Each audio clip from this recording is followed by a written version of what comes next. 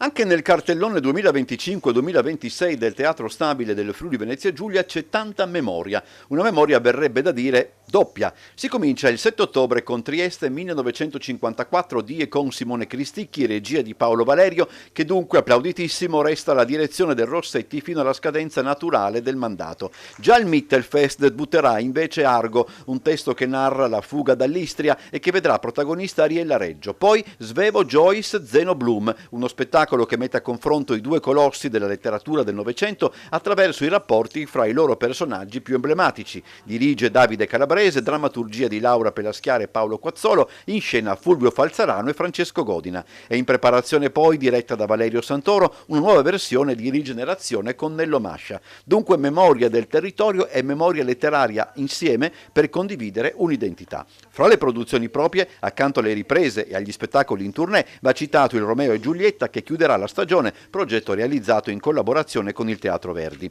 Anche per quanto riguarda gli spettacoli ospiti, fatto salvo lo spazio tradizionalmente offerto dalla Sala Bartoli al teatro contemporaneo, sarà la memoria, ma in questo caso la memoria stessa del teatro, a farla da padrona. La gatta sul tetto che scotta, il lutto si addice ad Elettra, Otello e il Gabbiano, per non dire di Amadeus. Fra gli attori Stefano Accorsi con Odissea e Luca Marinelli con un'antologia di testi da Italo Calvino. Sul fronte del musical, in attesa di conoscere l'intera programmazione, appuntamento a settembre per una nuova presentazione, torneranno Cats, Rocky Horror Show, We Will Rock You, aggiunge un posto a tavola, La febbre del sabato sera. Si attendono anche Cantando sotto la pioggia, Sherlock Holmes il musical con Neri Marcorè e I Tre Moschettieri opera pop. La campagna abbonamenti parte martedì 10 giugno, c'è tempo fino al 29 agosto per le riconferme dei turni fissi.